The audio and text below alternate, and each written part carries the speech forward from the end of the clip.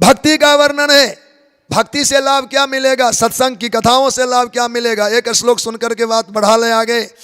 कहा जथा जथात्मा परिमृजते असौ मत पुण्य गाथा सर्वनाभिधान तथा तथा पश्यति वस्तु सूक्ष्मम चक्षुर जथा अंजन संप्रयुक्तम। प्रेमियों, काले बर्तन को एक बार चाहे कि सफेद हो जाए तो नहीं होगा, पीतल की टोपियां एक बार में चमकते नहीं, पर बार बार घर्षण करने से उसके रंग पीले आ जाते हैं। ऐसे हमारे अंतःकरण में वासनाओं के ऐसे परत पड़े हुए हैं कि एक बार की कथा से चाहो पीले चमक के आवे नहीं आएगा। बार बार सत्संग सुनते सुनते सुनते ये काई छूटेगी और पीतल चमचम पीला हो जाएगा। जथा जथा जितनी बार सुनेंगे उतने सूक्ष्म ज्ञान होगा। चक्षुर तथा तथा पश्यति वस्तु सूक्ष्मम चक्षुर जथा अंजन संप्रयुक्तम। आँख के डॉक्टर के पास जाओ, उंगली दिखाता दिखता है, हम कहते नहीं दिखता है, दिखता है, झुझलाता है, लगता है कितना है, अरे 5 है, नहीं देखते, अच्छा ठीक है। तो एक ड्रॉप दे दिया, आपने ड्रॉप लिए, 10 दिन 20 दिन महीनों दिया।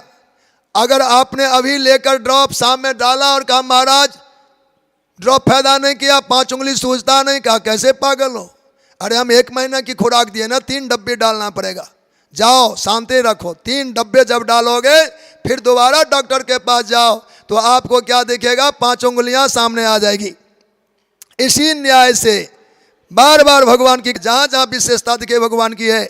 वर्ण आश्रम धर्म का वर्णन है, 4 वर्ण 4 आश्रम की महिमा का वर्णन है। ज्ञान भक्ति और कर्म ये तीनों आवश्यक हैं। कर्म से क्या होता है, पाप कटते हैं।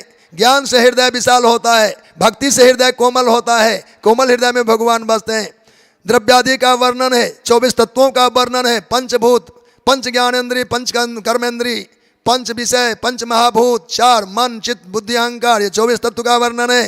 सांख्य का निरूपण किया गया है, 3 गुण, सतोगुण रजोगुण तमोगुण। सतोगुण से भला करने का मन करता है, रजोगुण से संग्रह करने का मन करता है, तमोगुण से झगड़ा करने का मन करता है। संस्कारों और स्वभाव को समझते हुए आप जाने कौन दोष आया तो अपने को शुद्ध करें।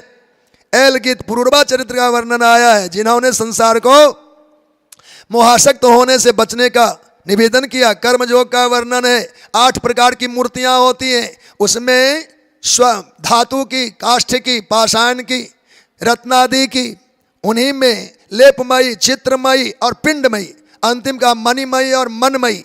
8 प्रकार की मूर्तियों में कोई एक प्रकार की मूर्ति जरूर घर में रखें जिनकी नित्य सेवा करें।